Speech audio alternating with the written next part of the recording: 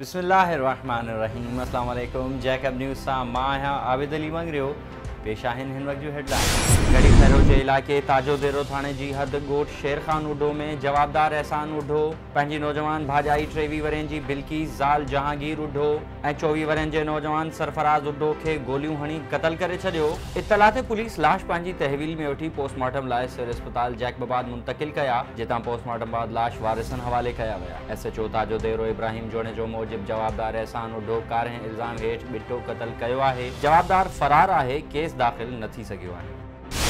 जैकबाबाद जे ॻोठ अहमद मियां सूमरो वासी 60 वरनि जो अल्ताफ़ सूमरो पखे मां करंट लॻण सबबि फौत थी वियो। वारिसनि मूजिब अल्ताफ़ सूमरो करंट लॻण सबबि बेहोश थी वियो, जंहिंखे सिविल अस्पताल खणाया आयासीं त हू फौत थी वियो। जैकबाबाद जे फर्स्ट एडिशनल सेशन जज ज़ुल्फ़कार अली शेख जी model criminal trial court 160 kilo चर्स रखण जो ॾोह साबित थियण ते बलोचिस्तान जे इलाइक़े बालान शाख वासी अल्लादीनो रिंद खे उमिरि कैद ऐं 1 लख रुपया दंड जी सज़ा ॿुधाए छॾी आहे। दंड जी रक़म अदा न करण ते मुजरिम वधीक 1.5 साल कैद भोगींदो।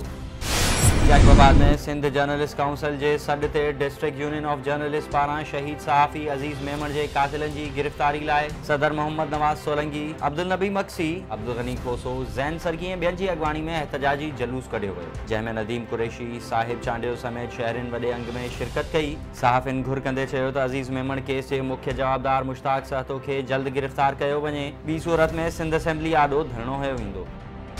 शहर में वज़ीर लाशारी नाले मलंग के छिते कुत्ते ॾाढे विधो। तालका अस्पताल में वैक्सीन न हुअण सबबि वारिस सख़्त परेशान। संदन चवण हो त अस्पताल इंतज़ामिया वैक्सीन न हुअण सबबि वापसि मोटाए छॾियो आहे, जंहिं सबबि असीं सख़्त परेशान आहियूं।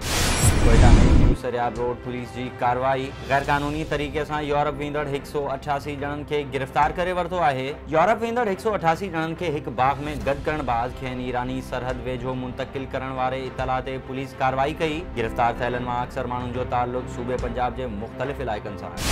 नागपुर नाथन शाह में LPG भरिसां शाहज़ोर जो मोटरसाइकिल खे टक्कर, नतीजे में ॻोठ अलाहाबाद फुलजी स्टेशन वासी 40 वरनि जो ज़ाहिद खोसो मौक़े ते ई फौत थी वियो, जॾहिं त रजब अली खोसो सख़्त ज़ख़्मी थी पियो। इत्तला ते KN शाह पुलिस वाक़े वारे हंधि पहुची फोती शख़्स जो लाश ऐं ज़ख़्मी खे तालका अस्पताल KN शाह मुंतकिल करे छॾियो ऐं पुलिस ड्राइवर खे गिरफ़्तार करे गाॾी पंहिंजी तहवील में वठी छॾी आहे। पनवाके में ॾोहारे ऐं पुलिस विच में मुक़ाबिलो, हिकु पुलिस एहलकार ज़ख़्मी, मुबैना फोरू भी ज़ख़्मी हालत में गिरफ़्तार।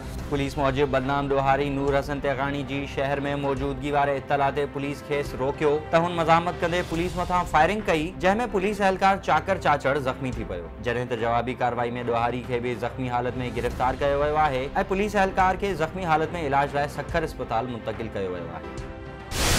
वटियारी में ॻोठ किरण खान खोसो ऐं ॻोठ दौलत खोसो वासिन मीरण खोसो, साहिब खोसो ऐं ॿियनि पारां प्रेस क्लब पहुची SHO सेखाट ख़िलाफ़ एहतजाजी मुज़ाहिरो कयो वियो। संदन चवण हो त SHO सेखाट इमदाद राही पोटो कुझु ॾींहं अॻु थियल झेड़े में ज़ख़्मी थियल मुख़ालिफ़ धुर जे चवण ते असां मथां कूड़ा केस दाख़िल करे रहियो आहे, जॾहिं त असांजे ज़ख़्मी जो केस न वठी रहियो आहे। हुननि अपील कंदे चयो त असां मथां कूड़ा केस ख़तमु करे इंसाफ़ फ़राहम कयो वञे।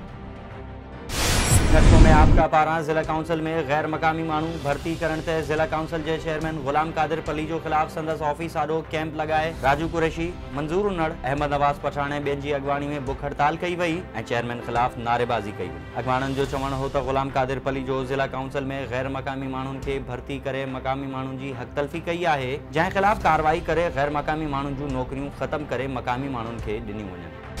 नसीराबाद में सिंधी शागिर्द तहरीक पारां मरकज़ी सॾ ते सिंध में मेरिट जी लताड़, फीसनि जी वाध, कोरोना सबबि यूनिवर्सिटी जी सालियानी फीसनि जी मुआफ़ी, मास्टर्स तोड़े बैचलर प्रोग्राम लाइ हर ज़िले में सेंटर क़ाइमु करे एंट्री टेस्ट कराइण, सिंध जे लॉ जे कॉलेजनि में 6 माही सेमेस्टर पॉलिसी तरतीब ॾियण, सिंध जे हर तालके में लाइब्रेरियूं क़ाइमु करण, कॉलेज ऐं स्कूल सतह ताईं सेमेस्टर सिस्टम आणण ऐं ॿियनि मुतालबनि जी मञता लाइ हमीद इनकलाबी, मोहम्मद रफ़ीक लगारी, अली गौहर जतोई, एतज़ाज़ गांचो, आदिल शेख, आफ्ताब चांडियो ऐं ॿियनि जी अॻवानी में एहतजाजी मुज़ाहिरो कयो वियो। हेडलाइंस वधीक ख़बरुनि ऐं अपडेट्स लाइ विज़िट कयो असांजी वेबसाइट www.jacobnewsht.com ऐं फेसबुक ते फॉलो कयो। ॾिसंदा रहो जैकब न्यूज़, ख़बर खां हक़ीक़त ताईं।